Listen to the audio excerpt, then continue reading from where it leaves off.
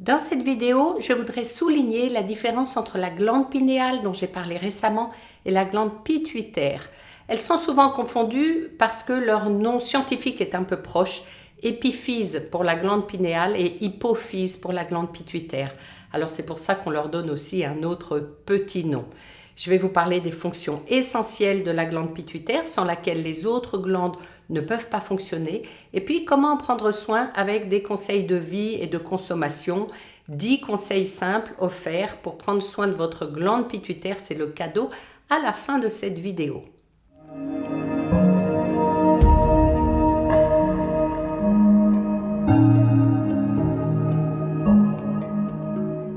Et pour commencer, je voudrais dire merci et bienvenue aux nouveaux abonnés qui ont rejoint la chaîne sur la vidéo de la glande pinéale.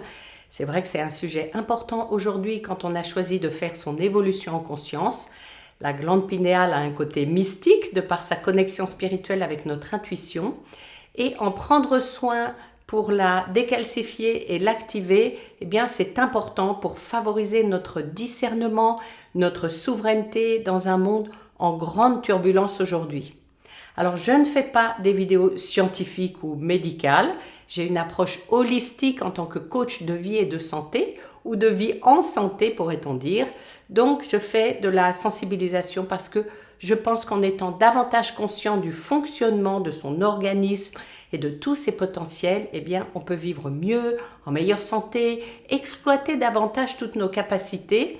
Et si ce sujet vous intéresse, eh bien, mettez un pouce et vous recevrez en recommandation d'autres vidéos qui vous intéressent. Et puis, abonnez-vous ici pour être notifié des prochaines vidéos en activant la petite cloche. Eh bien, vous serez informé, ça ne vous engage à rien, sauf à ne pas rater un sujet instructif. Alors, la glande pinéale et la glande pituitaire sont toutes les deux minuscules comme un petit pois situées au centre du cerveau, entre les hémisphères du cerveau et entre le cerveau et le cervelet. Alors la glande pinéale, elle est un petit peu plus haut vers l'arrière et la glande pituitaire un peu plus au centre et un peu plus bas. Elles mesurent toutes les deux moins d'1 centimètre, pèsent moins d'1 gramme et ces deux glandes régulent en grande partie le processus hormonal de l'être humain. Elles sont comme un petit centre de contrôle au centre de notre cerveau qui régit les fonctions de base comme le sommeil, comme la relaxation, comme la croissance, le développement, comme le vieillissement, l'équilibre de la thyroïde aussi. Et elles sont très sensibles à nos modes de vie, d'où l'importance d'y prêter attention. Et des deux, c'est la glande pituitaire, l'hypophyse, qui est le chef d'orchestre de tout le système endocrinien, de toutes les glandes hormonales du corps. C'est elle qui régule pratiquement tous les processus de l'organisme et elle agit notamment sur la glande thyroïde, les surrénales au-dessus des reins, les ovaires et les testicules. Et c'est un chef d'orchestre parce que chaque glande produit les hormones dont elle est responsable, mais sans la glande pituitaire, elle ne fonctionnerait pas. Et en même temps, c'est quand la glande pinéale est activée qu'elle envoie un signal à l'hypophyse qui libère alors deux hormones, la vasopressine et active l'ocytocine. J'en parle juste après. Donc, la glande pituitaire, elle fabrique jour et nuit une quinzaine d'hormones. Je vais citer les plus importantes et leur rôle, donc dont ces deux-là. Et peut-être que vous ferez le lien avec des problématiques qui vous concernent, si vous en avez, ou alors de mieux comprendre un bilan hormonal, qu'est-ce que c'est, FSH, ou voilà. Donc, la glande pituitaire, elle fabrique. Alors, la stomatoprotine, c'est STH, son code, ou GH, H c'est toujours pour hormone. C'est l'hormone de la croissance osseuse et tissulaire. Elle fabrique la prolactine, qui est l'hormone de la lactation qu'on produit après l'accouchement. Elle produit la TSH, qui est bien connue de celles et ceux qui ont un problème de thyroïde. C'est cette hormone thyrotropine qui régule le fonctionnement de la thyroïde, qui, elle, contrôle le métabolisme du corps et le fonctionnement de différents organes en libérant les hormones dont ils ont besoin. Il y a l'ACTH, qui est l'hormone corticotropine, qui régule le fonctionnement des surrénales, donc au-dessus des reins, qui, elle régule le stress. Il y a la mélanotropine ou MSH qui régule la pigmentation de la peau. C'est cette hormone qui incite certaines cellules de la peau à fabriquer la mélanine qui donne la couleur bronzée et qui aide à protéger des effets nocifs du soleil en été. La lipotropine ou la LPH, elle permet de faire fondre les réserves de tissu gras. Elle agit en stimulant la libération des acides gras des cellules adipeuses. Et d'ailleurs, on est contente quand ça fonctionne bien, n'est-ce pas, de libérer un petit peu les graisses pas nécessaires. La fameuse vasopressine, ou donc ADH, c'est l'hormone antidiurétique qui régule la soif et contrôle le volume d'urine excrété pour ne pas se vider de son eau et s'hydrater convenablement pour permettre l'élimination de toutes les toxines, de tout ce dont le corps n'a plus besoin par les urines. Et puis donc l'ocytocine qui d'une part stimule les contractions au moment de l'accouchement. Parfois on est obligé d'en ajouter si l'accouchement ne se fait pas ou ne va pas assez vite, donc pour l'accélérer ou le déclencher. Et puis l'ocytocine, en fait, elle fait que les artères du cœur commencent à se dilater et que, eh bien, vous pouvez ressentir une quantité incroyable d'amour. C'est l'hormone de l'amour et de la relation aux autres. Et puis enfin, deux hormones qui régulent les fonctions ovariennes et testiculaires.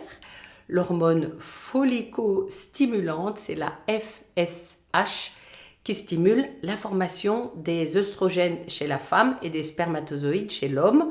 Et puis l'hormone lutéotropine ou LH qui stimule la formation de la progestérone chez la femme et de la testostérone chez l'homme. Et ces hormones-là, on les appelle les gonadotrophines chorioniques, ou c'est CG leur code, ou CGH parfois avec hormones, qui sont essentielles à la reproduction et donc à la survie de l'espèce. Alors c'est en association avec l'hypothalamus qui est vraiment juste à côté. Ce sont des glandes paires, hypophyse et hypothalamus. L'hypothalamus est le chef d'orchestre des fonctions végétatives.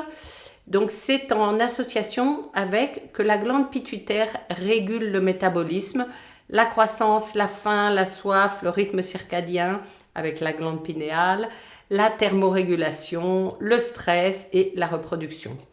Donc c'est sur la base de toute l'information qu'elle reçoit de nos sens, également, la glande pituitaire libère toute cette série d'hormones qui nous permet de parvenir à nous ajuster et à mieux réagir aux demandes extérieures, vivre dans notre environnement. Donc indirectement, elle influence aussi ce que nous pensons, d'après ce que nous percevons au travers de nos sens, qui se traduit ensuite par ce qu'on ressent en fonction de ce qu'on perçoit. Eh bien, on l'interprète, donc on pense, ensuite on agit, et donc tout ça, eh bien, dans un petit pois, un gros petit pois ou un pois chiche sec. Donc c'est dire si prendre soin de la glande pituitaire et de la glande pinéale, eh bien, ça en vaut la peine, parce que quand elle fonctionne bien, eh bien, vous vous sentez mieux, vous avez plus d'énergie, et à l'inverse, quand elle fonctionne mal, eh bien, tout peut dysfonctionner en cascade. Donc, chouchouter sa glande pituitaire avec les conseils que je vais vous donner, eh bien, ça va lui permettre de donner le meilleur d'elle-même. Donc, voici 10 conseils pour donner à votre organisme les meilleures conditions pour une glande pituitaire au mieux de son efficacité. Évidemment, si vous avez déjà ou si vous soupçonnez un dysfonctionnement, commencez par prendre un avis médical. C'est la première des choses. Un avis médical, des analyses. Je ne donne ici que des conseils d'accompagnement dans les autres domaines que purement le médical. Donc, il y a 6 premiers conseils qui sont par la voie alimentaire, par l'alimentation. Arrêtez le sucre. On sait bien maintenant que le sucre est un poison. Il n'est bon que pour le plaisir des sens au moment où il est en bouche. Donc c'est quand même finalement un tout petit plaisir. Mais que de conséquences sur la santé, c'est un poison. Remplacer les sodas par de l'eau gazeuse ou non, avec un petit peu de citron. Il y a plein de solutions pour réduire le sucre. On a vraiment une alimentation beaucoup trop consommatrice de sucre qui est ensuite un poison, la cause de nombreux désagréments et notamment la nourriture des cellules cancéreuses. Manger des aliments frais, naturels et bio plutôt que des produits pesticidés ou transformés qui contiennent des sucres cachés, des additifs chimiques que le corps ne sait pas traiter, ce qui n'est pas le cas de la nature.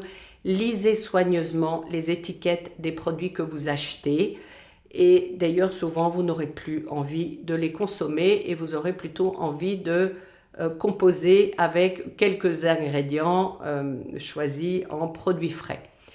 La mauvaise alimentation et notamment la consommation excessive de glucides raffinés et de sucre augmente les niveaux d'insuline au point d'entraver la sécrétion de l'hormone de croissance d'une part et provoque d'autre part cette inflammation du système nerveux qui est source de moult maladies, déséquilibres de santé et dont le cancer. Consommer suffisamment de protéines et pas forcément animales. Moi, je suis végétarienne. En fait, ce sont les acides aminés qui, une fois transformés par la digestion, seront utilisés par l'hypophyse, la glande pituitaire, comme carburant pour la fabrication d'hormones. Et il y a de nombreuses protéines végétales. Quand on est végétarien, on associe céréales et légumineuses pour obtenir ce résultat.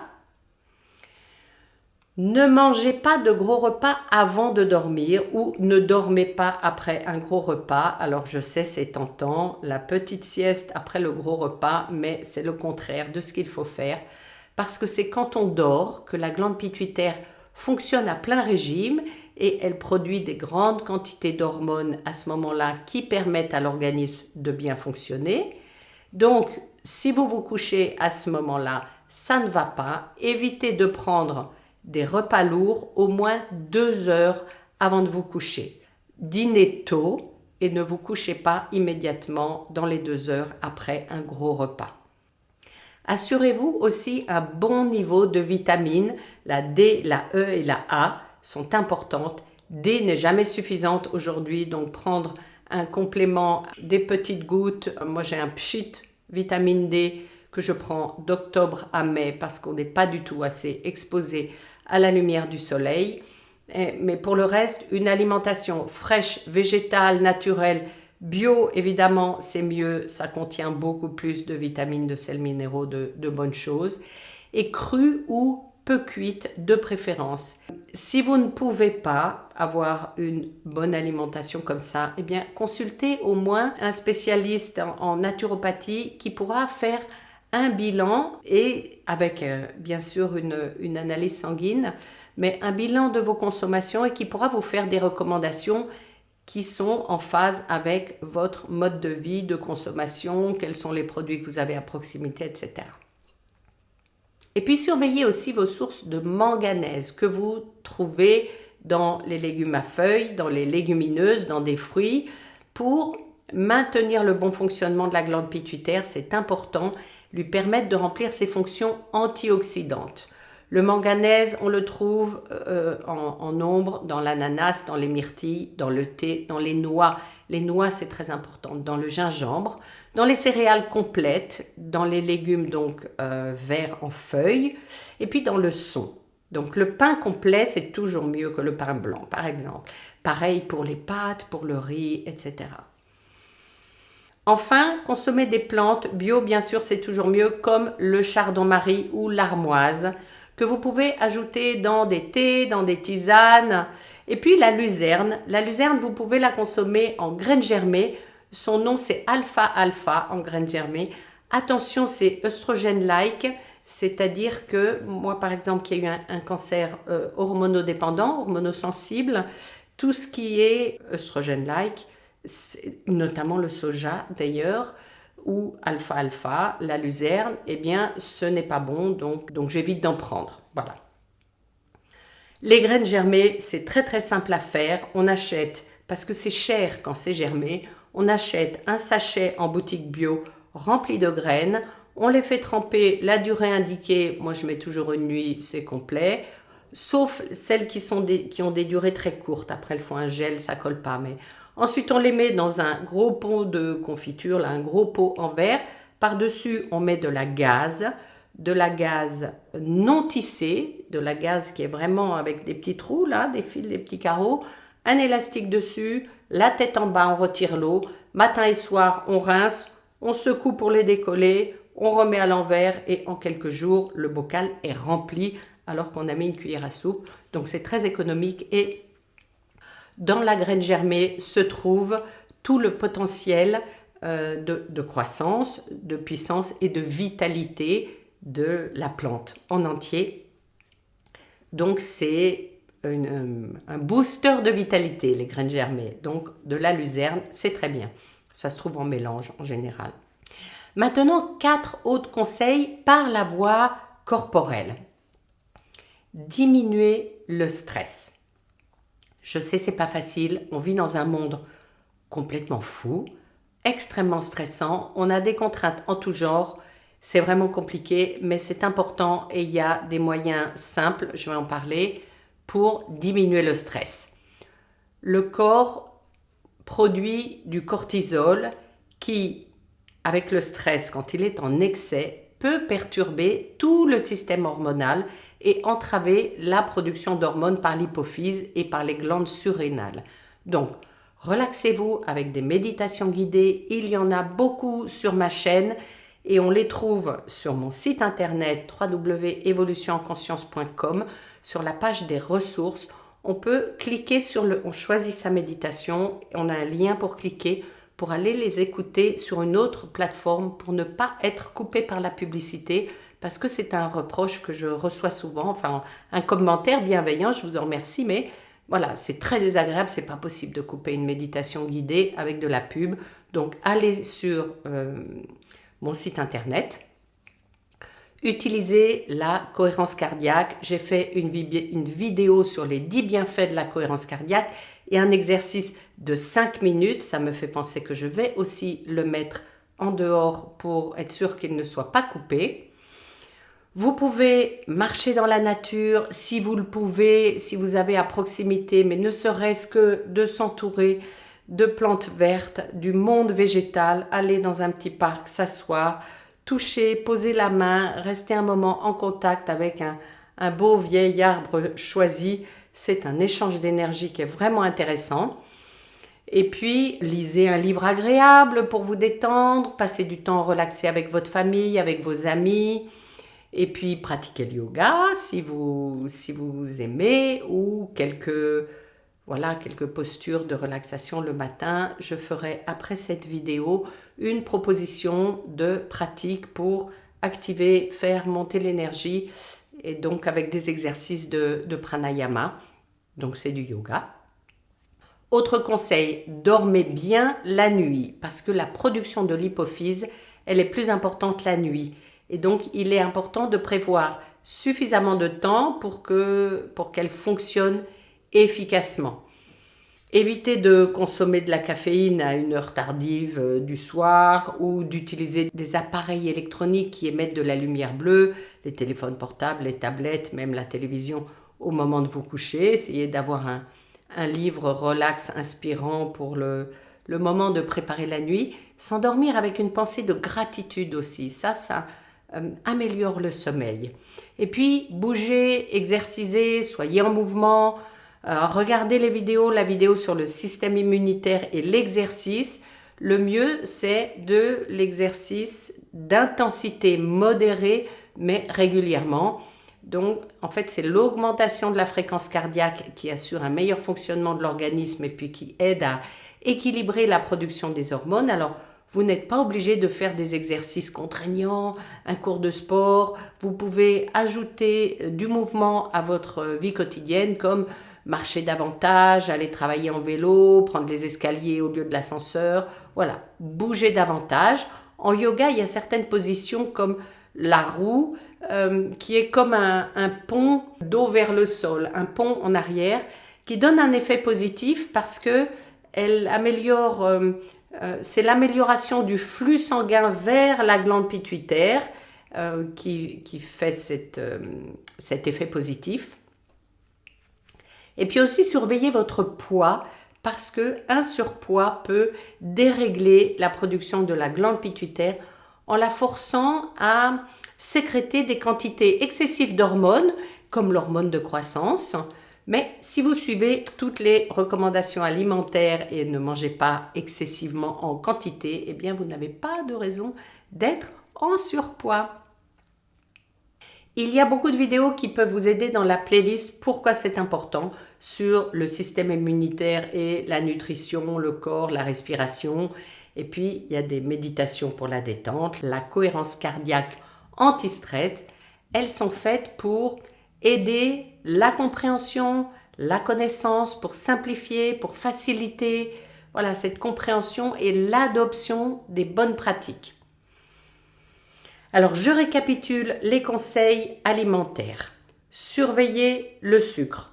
Mangez frais, naturel, bio, peu transformé ou alors lisez bien les compositions et faites vos choix en conscience.